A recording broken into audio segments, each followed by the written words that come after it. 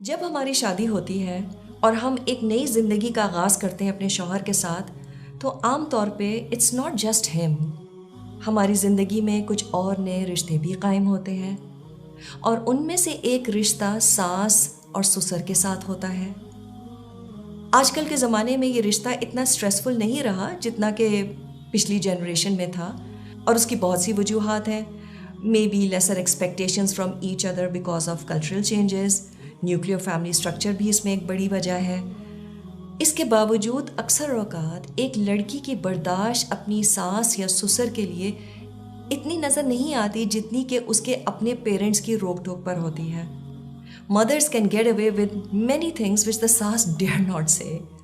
उनसे इस इंटॉलरेंस की जब वजह पूछें तो वो कहती हैं कि वो मेरी अम्मा हैं और मेरी अम्मी की जगह कोई और कैसे ले सकता है। माँ माँ होती है और सास सास होती है। Only my mom has the right to say whatever and no one else. इस पर लड़की की अम्मी भी ज़्यादा ऑब्जेक्ट नहीं करती, क्योंकि दामाद का भी उनके साथ कुछ ऐसा ही लूक वॉर्म मामला होता है।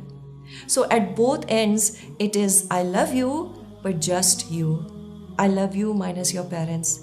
और जब हम इस इक्वेशन को अपनाते हैं फ्रॉम बोथ एंड्स, तो शायद ये हम भूल जाते हैं कि कुछ दिनों बाद हमारे अपने बच्चे भी इस इक्वेशन को अपनाएंगे, और उसके लिए हम तैयार नहीं होते। मेरे शौहर अक्सर अपनी शादी से पहले के किस्से सुनाते हैं, तो उनमें उनके दोस्तों का बहुत बड़ा रोल था। In fact I feel they were his life line, और उनकी वजह से उन्होंने अपनी अम्मी की डांटें भी बहुत सुनी है। He used to hang out with them all the time.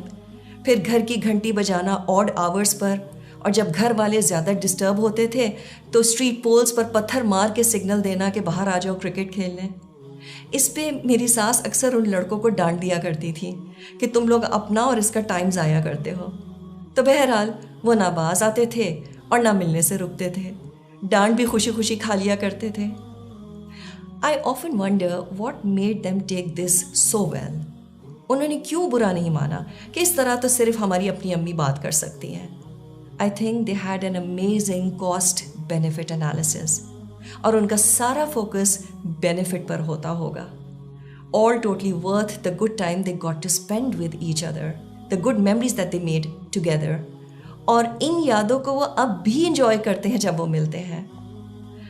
तो जिस दिन हमने अपने स्पाउस को उनके लव्ड वंस के साथ ओन करना शुरू कर दिया, इस बात का जिस दिन एहसास हो गया कि ठीक है वो आपकी सगी माँ नहीं है, and she might not be privileged enough to enjoy that love from you as your own mother does, but she is a mother of someone you have embraced for better or for worse.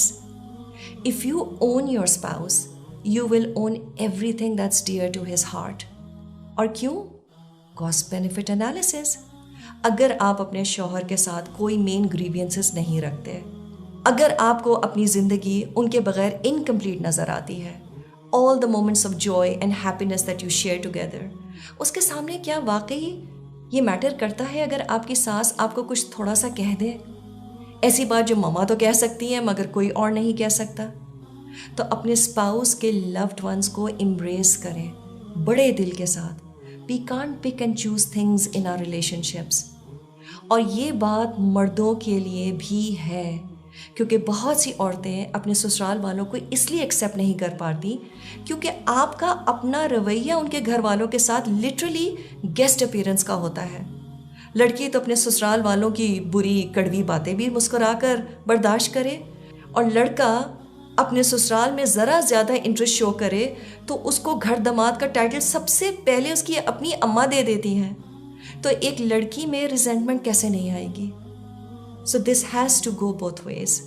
तो अपने सास और ससुर को अपने माँ बाप का रुतबा दें।